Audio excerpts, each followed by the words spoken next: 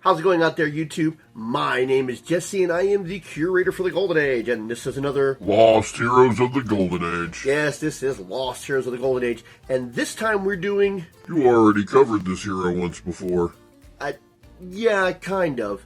I covered this hero when I was doing Spotlights, Golden Age Spotlights, but I never reviewed him properly, I feel. So you failed to see him up to this point? Invisible under the radar, funny. I did, like I said, I did him when I was doing my Golden Age Spotlights, but then I switched to the format of Lost Heroes of the Golden Age when I actually have the materials that I can read and do a proper review. Back then, when a majority of my Spotlights were done by research material, but now that I've actually got the original issues, I didn't have a lot of access to quality comics back then, but I do have access to quality comics now, which is who this character is a part of. We're doing the Invisible Hood. Two weird things about this character is he called himself the Invisible Hood before he got the shtick of being the Invisible Hood, and I'll explain that when we go over him. And his very first issue was called Hooded Justice. Now they changed it to the next issue to be Invisible Justice, which is weird because the Invisible Justice stars the Invisible Hood. That's what the weird thing is. When heroes were covered in the Golden Age, the comic was named after them. The Marksman was the Marksman. Midnight was Midnight. Batman was Batman.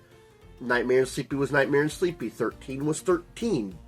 I've covered over 200 characters, over 180 on this format. Every single time, I think so far, they have named the title after the hero because it's his comic, it's his story. So the fact that it's not named the Invisible Hood and it's named Invisible Justice is actually rather unusual. Now, we're doing quality comics, and this is a re-review. So what I'm going to do is I'm going to have a better coverage of this character. We will go over the first issue before the title got retitled. So I'm going to cover the first issue, and then the second issue is how he actually gets his powers, which is his second issue is supposed to be his origin issue, but in the first issue, he doesn't have the invisibility powers, so the first issue has to come before the second issue, but he gets his powers in the second issue. And it's not really a power, this is a chemically based superhero, so this intro is getting long.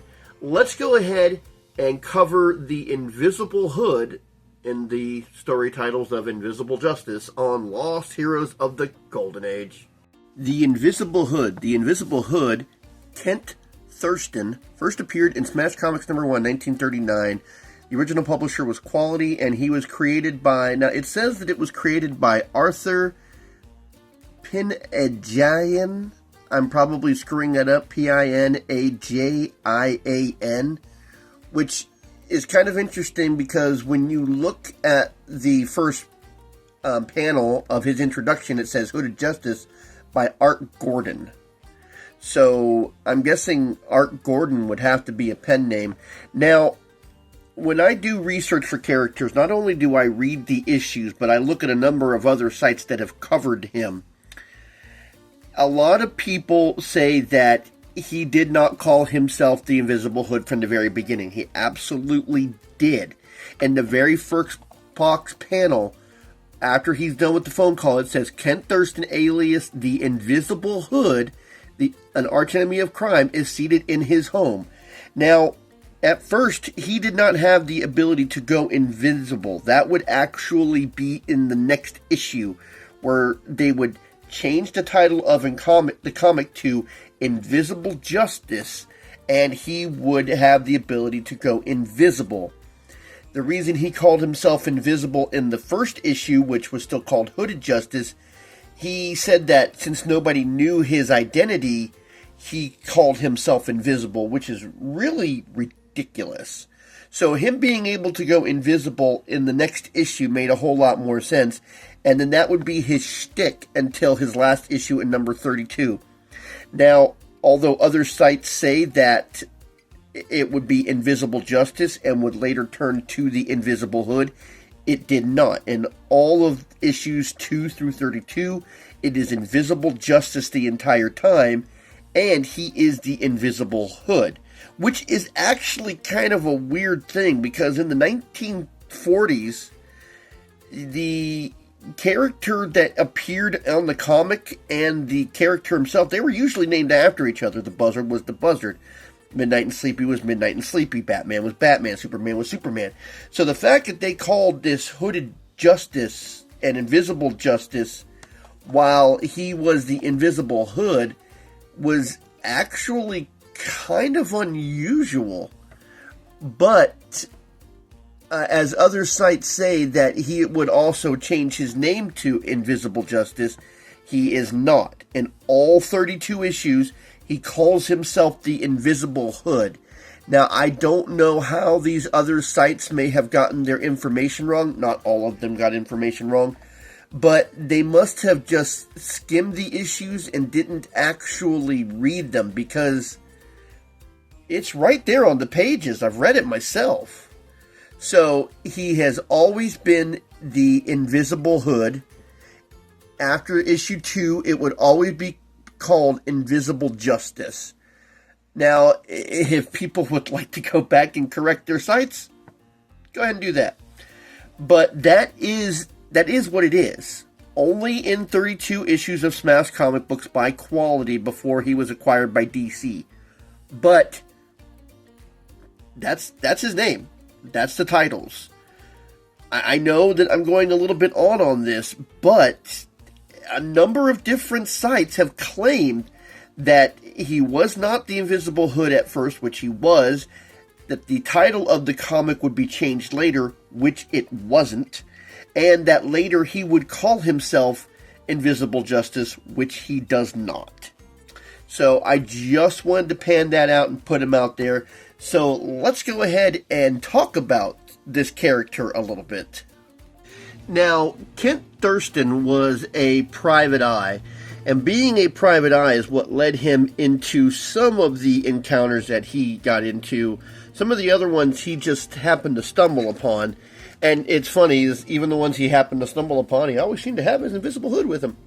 Now, he appeared on 11 covers and was never the featured story, but on the covers that he appeared on in Smash Comics, they had these face panels on the side showing other characters that was in the comic. He appeared in the 32 issues that he was in. He appeared on 11 of those covers, and those were only his face. The weird thing about them is they showed him in different colors, and well, I mean, he was the Invisible Hood, but in the very first issue he was red. And they also showed more of a mask over him instead of the hood. In each one of the covers, he never wore that kind of a mask. His outfit was pretty consistent through all of the issues. And, I mean, that's I don't know why the covers were so different. All the other faces matched the characters that they showed in there, but he is wearing a hood, and they're showing a covered mask. It's different, and I don't understand the reasons for it. But again, he didn't have too many cover appearances, so I guess it's not too big of a thing. At first, he was appearing on what seemed to be all the even covers, but there was no consistency for that. And it was weird. On the side, they put Invisible Hood for the character, even though the title is Invisible Justice. I mean, espionage was espionage. Abdul the Arab was Abdul the Arab. Wings Wendell was Wings Wendell. So, I don't know. It just seemed like an odd thing to not have them named after him. Now, there was never any really, like, super villains that he went after. Now, he did go after two characters that could be considered a villain. He went after one character called Voodoo Master, and Voodoo Master was hypnotizing people to sabotage a plant. But I believe that was the only issue that he was in. He had one reoccurring villain that appeared in, I believe it was only 2 issues that I found. His name was the White Wizard, and he was a scientist. I mean, yeah. In the White Wizard's first appearance, he was trying to take control of the city with by capturing scientists and having high-powered weaponry. And what's interesting is halfway through the battle, Thurston actually got his hood knocked off, so you could see his upper torso, his head and part of his upper torso area that the hood wasn't covering, which I don't believe that happened in any other issue where he was exposed like that, and they were actually able to capture him. In the second appearance, the White Wizard broke into Thurston's apartment, took control of the Hood suit, analyzed it, got the invisibility formula, and made a whole bunch of his people invisible that Thurston had to stop. But that was the only appearance, and that was the only reoccurring villain. Now, I don't believe that he fought any Nazis specifically, but he did fight fifth columnists.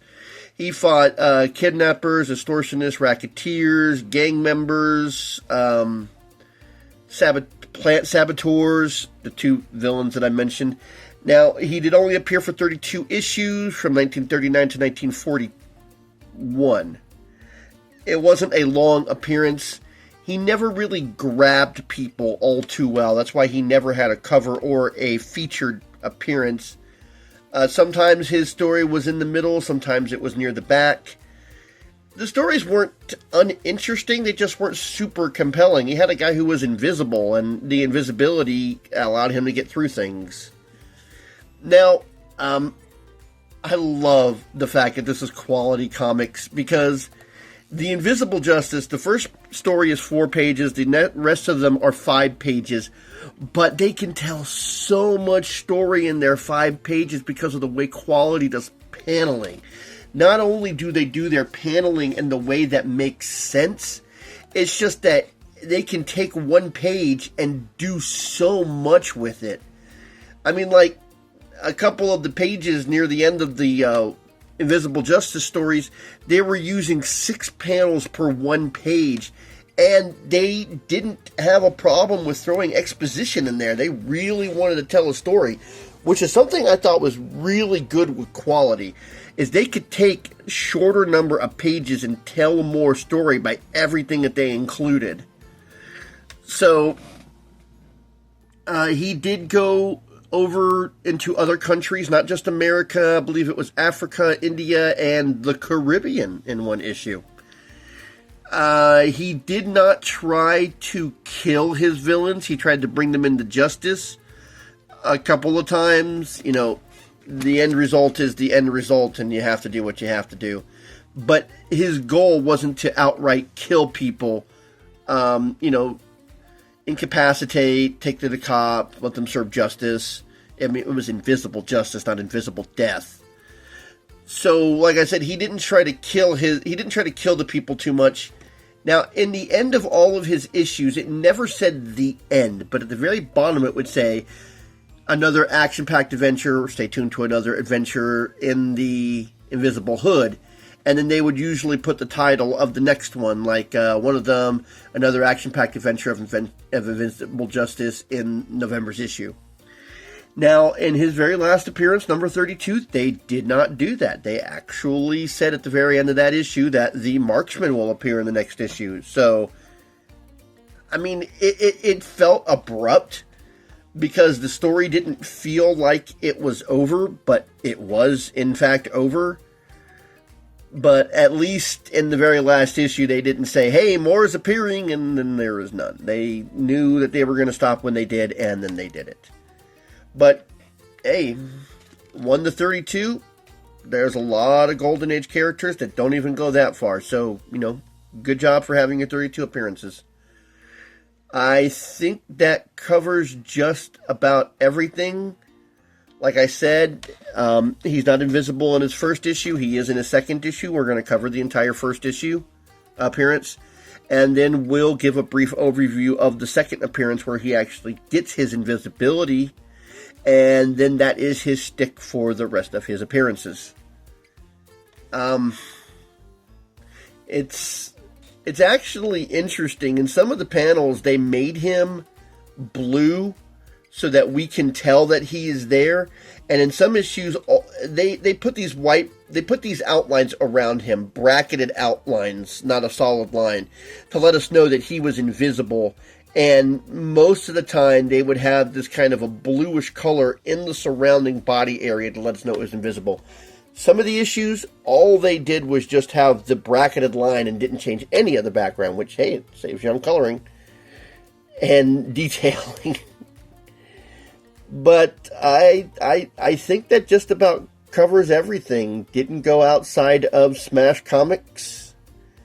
DC would later acquire him, and I think that they killed off the original and brought in a new one. But that's DC. I haven't read any of him in DC. Alright, so let's go ahead and cover his first appearance.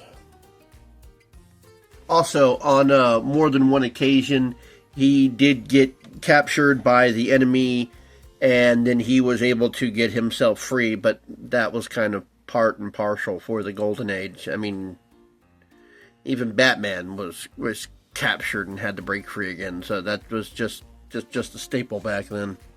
Alright, on to the first appearance. Hooded Justice by Art Gordon. Hello? Yes, Thurston speaking. Who? Inspector Blake? Of course, Bill. I'll be right over. Kent Thurston, alias the Invisible Hood, the archenemy of crime, is seated in his home when... That's the intro. Okay, so he goes and sees Inspector Blake, and they're talking to this guy who is the Maharaja of Rasa, I think, Raas. And he says that he's traveling incognito. Now, they're talking about a sapphire necklace that was taken from a sacred temple in India. So he says that since the necklace has been stolen, it's caused trouble among his people, and he's prepared to pay $1 million for its return. So upon hearing that, there's a phone call for Inspector Blake, and he hears that, let's see, Julius Hampton, the Fifth Avenue jeweler, has been robbed, and they took the sapphire. So they're wondering if the sapphires being stolen might be in connection to this whole necklace thing. That night at the home of Peter Robinson, wealthy financier and collector of rare jewels, who's there? It's the Invisible Hood, Randolph. I've come to warn you, your life is in great danger. I've heard of you. The enemy of crime. I can take care of myself. Now get out! Okay, so he calls Randolph a fool. He tells him what this gang is doing and that they've already killed someone. Tommy Rot! I don't believe it. You're getting out, or shall I call the police? Tommy Rot. Preposterous, ridiculous.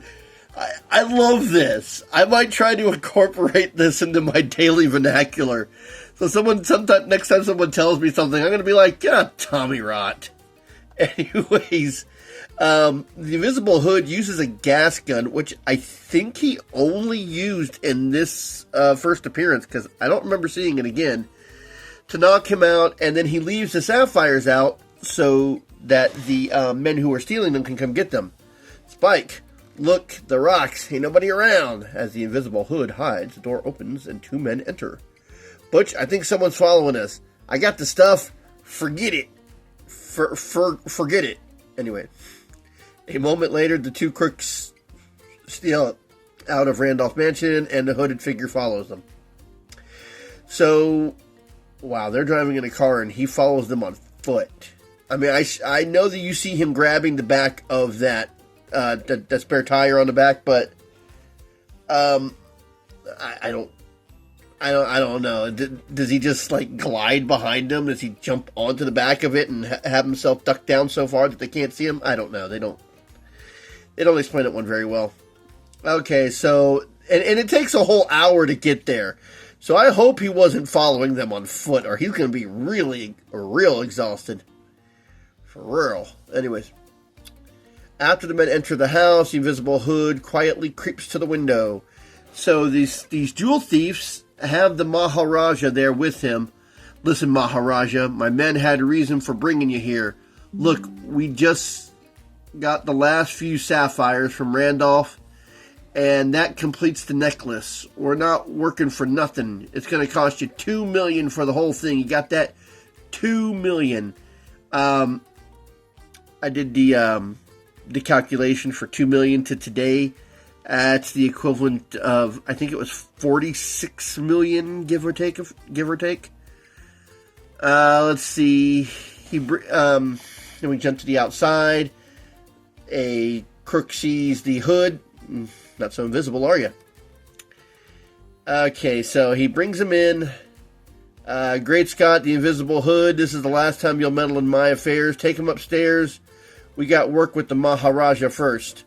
So he's being kept upstairs under gunpoint. Now this gunpoint. This is weird. He says, "Just one move, and I'll let my finger go." He very obviously darts down to pick up the rug and pull it out from under this guy.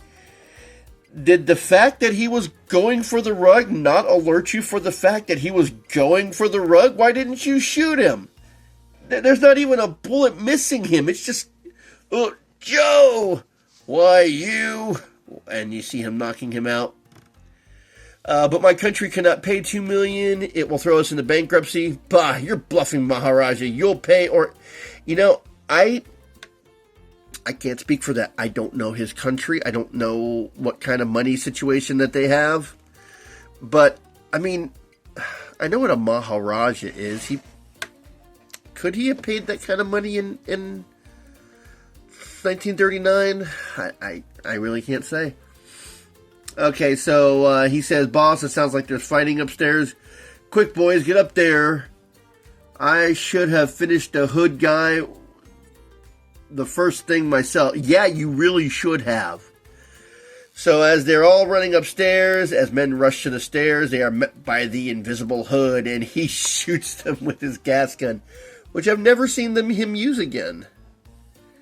Okay, so he's trying to tell the Hood, "Stay where you are. Come here, you move quickly, and wait here, quick, wait, just one shot more." The men drop from the gas pellets as the hooded figure leaps down the stairs to aid the Maharaja. So he knocks the guy out, and they go off running, and he hands him the necklace. And then, yeah, no, it's only 4 pages. We'll go ahead and cover these last 2 panels. "Well, Kent, I called you in on this case because you know a lot about sapphires, but it seems the hooded guy has made saps of us. Look, the Maharaja has the whole necklace." "Looks like you're right, Bill." The next day at Inspector Blake's office. Okay, they really should have put that blocked above speaking, because you're going to read it from top to bottom. So you read everything, and then it says the next day at the Inspector Blake's office. That box should have been at the very top, saying the next day, and then, we would read what they said. And this isn't the first time that he's pulled it over on the police, but we'll catch up with him. And when I do, expletives? I really don't want to know what you just said there. As I said, we'll cover a little bit of his origin here. He comes in and says, "Another criminal brought to justice by the Invisible Hood. Yes, I'm called the Invisible Hood, but that's only because no one knows my true identity. How I wish I were really invisibility. What a weapon I would have at my feet, if only." Or if only. And then he turns on the radio and hears that the famous chemist who is working on an invisibility formula has been captured. What a great exposition radio. And then he finds the scientist, and he tells him, he's the Invisible Hood. He coats the outfit in the invisible formula.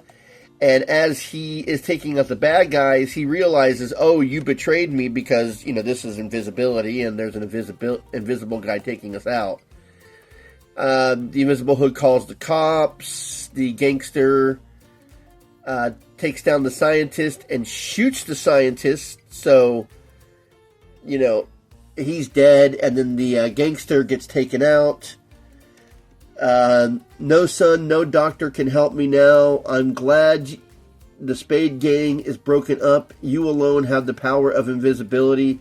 Promise me you'll use it only for the good of society. Give me your hand. I promise you, Professor, only for the good of society. I've said it before, and I'll say it again. I love how much exposition people are able to get out while they are busy dying. It's just look at everything he said as he is shot and dying. Oh, I hope on my deathbed I'm able to say just as much as these guys are saying too. Invisible Hood, more Invisible Hood in October's issue of Smash Comics. I hope you like this character. I hope you enjoy quality characters. I have a fondness for quality characters for the way that paneling is done. I think I mentioned that. So, if you want to see more quality characters, there's plenty that we can still cover. Just leave a comment in that comment section. I'd love to get some more of them. Until next time, I'll be seeing you.